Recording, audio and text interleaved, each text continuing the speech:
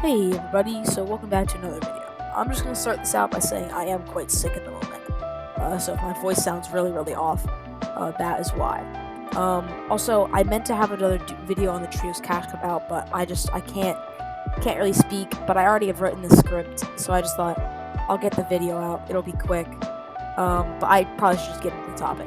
So as we reach the end of Chapter 5, I wanted to just quickly go over some of the movement metas that we've had over this entire chapter, and my actual favorite item throughout the entire chapter. So let's just quickly go over what main movement metas we had, just to give us some background information. So in Chapter 5, Season 1, the first season of the chapter, we had that one main movement item, that being the grapple blade. So this item had 4 recharging charges, and acted similar to the grapple item, with slightly more range, but it also allowed you to grapple onto players and damage them while you were flying.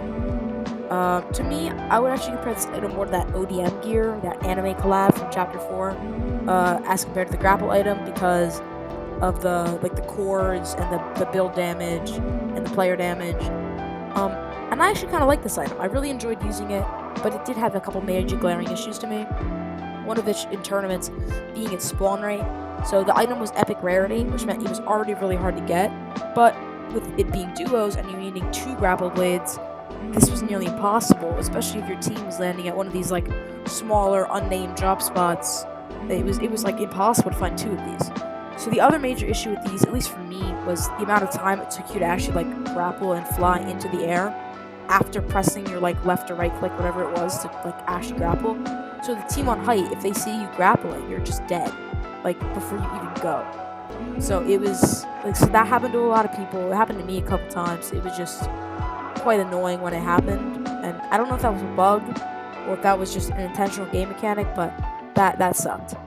But our next movement meta was Chapter 5, Season 2, and in Season 2, there was no, major inventory movement item that we had on the rest of the seasons, but the Dash River was added, in the top left corner of the map.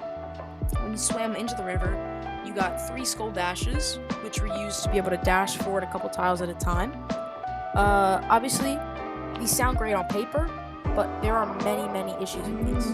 The first issue is pretty obvious. The dashes only spawn in the top left of the map, so if the zone per se to the bottom right, nobody would have these dashes. Well, obviously, except for that one team who had the Grim Medallion. So there were a couple medallions in the season. The clear best and most overpowered medallion maybe we've ever seen was that dash medallion. It allowed you to take height for free. You could do every rotation for free because nobody else in the lobby had these dashes. It was absolutely broken. If you're following competitive Fortnite back then, especially on NA, you knew how crazy Peter Poyo were with this thing. Insane dominance, unfair as hell, just weird. Chapter 5, Season 3. This was the worst Fortnite meta of all time, ever. I think 90% of competitive players would agree with this.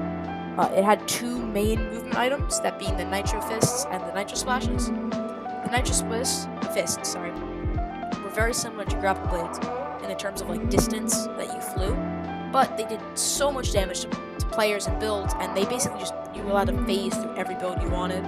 You could wipe an entire team in seconds. They were removed before FNCS Finals, but that other item the FNCS qualifiers that were removed before that, which is amazing.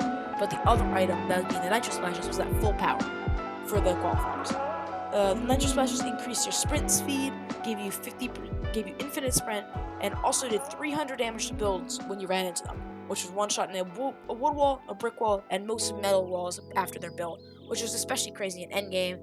Allowed you to phase into any box. It did 50 player damage when you ran into them, which basically allowed you to phase right in and wipe the players out. This meta was so awful. I didn't even finish the battle pass because I just didn't play the season. The season also had those dashes, but there was no coin, the medallion coin, but so the dashes were fine. That wasn't really an issue, but an insanely terrible movement meta. I just don't even want to think about it. The current season we're in, Chapter 5, Season 4, we do have the jetpacks, but those are only in pubs. They haven't been in competitive very much. They were in at the very start of the season, but we quickly realized they were quite bugged and quite overpowered. So they were pretty quickly removed. We had the dashes as well, which actually ended up getting nerfed, but they are fine. But dashes are great when you don't have the OP medallion coin. They're a great addition. They're really nice when either all of the lobby has them or nobody in the lobby has them. It's really balanced, and it gives another like skill gap to the game.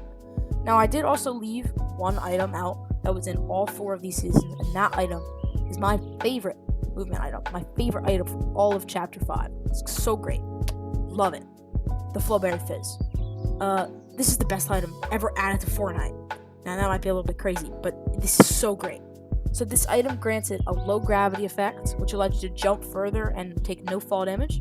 This item also grants shields, can be sprayed on other teammates. It has 100 shield in it, granting 5 shield at a time. You can hold the button down and keep spraying it. But of course, for an item to be good in a meta, it also has to have those drawbacks. So the low gravity effect allows teams to absolutely shred you out of the sky.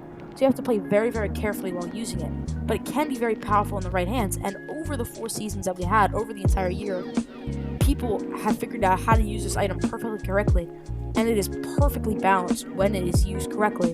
And there's clearly a reason to Epic why it stayed in the game so long.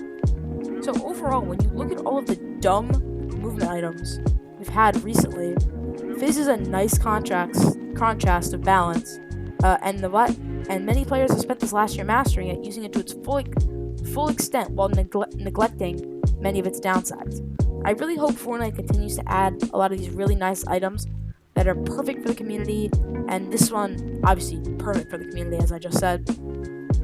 On other notes, I do have some videos cooking up right now, similar to this one, like opinion-based videos, but I'm always open to suggestions. I really enjoy making this video, as this is quite a niche topic, but I really enjoy it.